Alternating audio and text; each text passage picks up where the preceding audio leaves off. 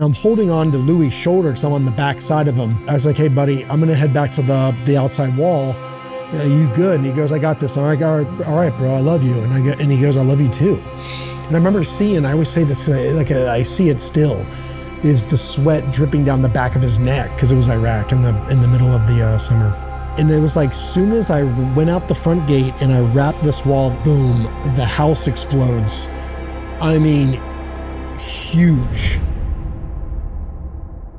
Was there a moment for you when you came back maybe from a certain deployment where you were like, you know, I don't know, going to the store? I think there's a story of you driving a car as if you were still there, but is there anything that stood out where it's like, that could sort of explain to the audience of what that was like, you know, this almost like the new normal, you know? Yeah, like irritability would be the big one. Just irritable about everything and like quick to get angry about certain things. Like just little things would set me off, like commercials being too long or somebody cut me off in traffic or just taking out the trash. Like, cause I didn't want to, or I didn't realize the day, or I forgot something, or something broke in the house and I had to go fix it or call someone to fix it. Like little things like that would just like take me out. Like, it sounds ridiculous. Like I can go overseas and do all this stuff, but I come back to, you say, the normal life, like normalcy, and I can't be normal. There wasn't a turn off. There wasn't an off switch. I didn't know how to cope with it well.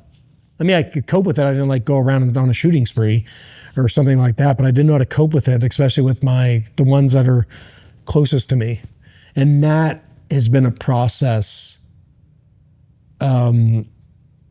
Is like trying to deal with all that stuff. And I can see it, you know, in other veterans, and we try to go do these other things, and it's a Band-Aid.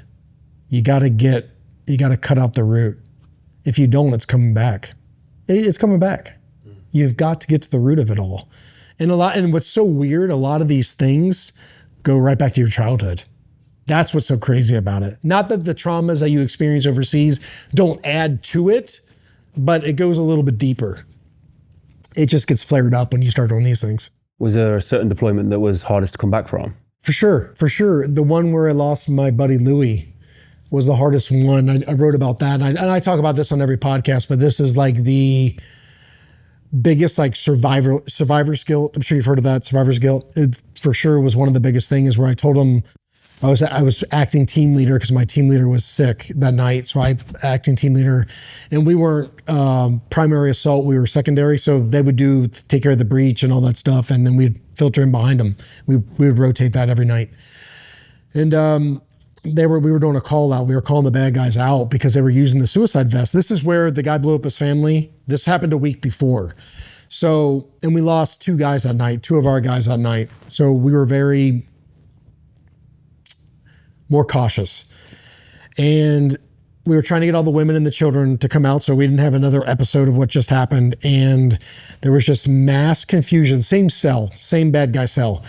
And there's just mad confusion. And I came over and I called Louis, who's our EOD guy, explosive ordnance disposal. So he's like, can do all the diffusing of the bombs. And like, he just knows how to, that's his job, is take it over here and we'll deal with it after we secure the target, all that stuff. So he called him over. It's like, hey, dude, I think they need your help. Or like, let's move up to the front door so we can help. So he moved up to this huge pillar. And it's probably like only a few yards away from the main entry, but it's around this huge pillar, and it's holding these, and there's another pillar next to him a few feet down, and it's holding this big overhang that's like 2 or 3 feet of concrete. It was like a porch, right?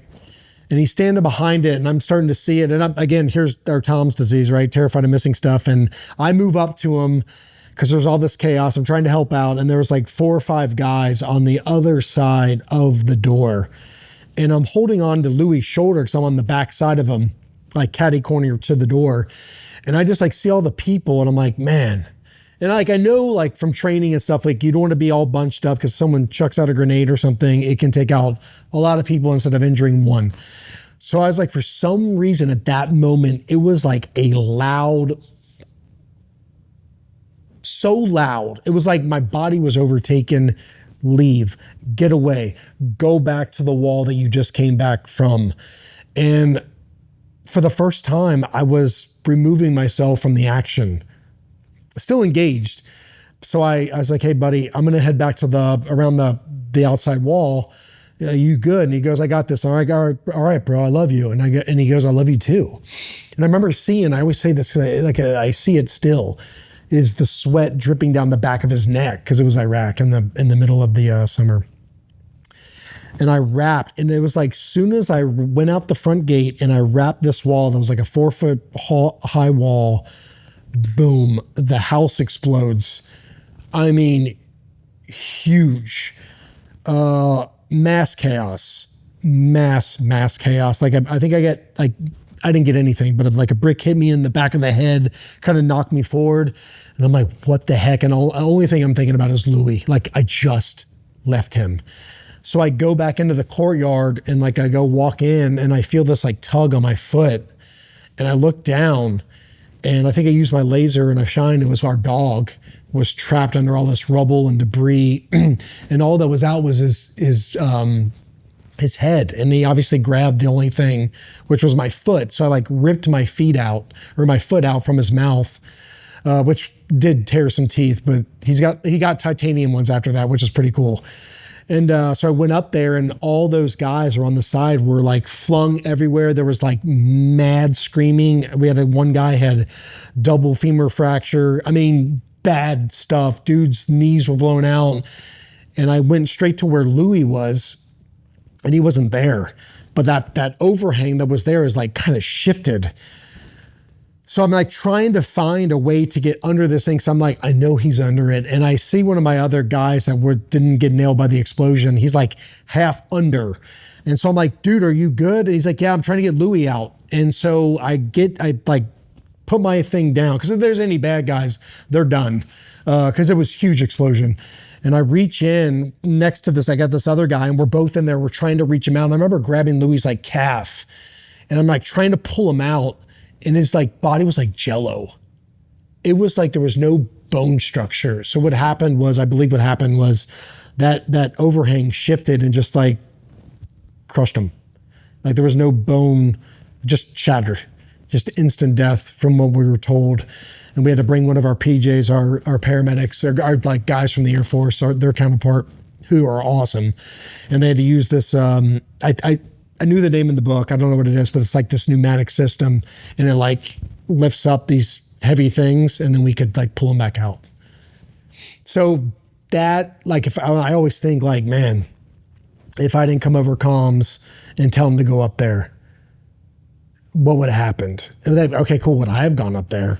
And then why did I hear this voice of leave, which I'd never heard, never done, because I like to be in the action. What was that? And at the time I wasn't a man of faith and I wasn't following the Lord at all.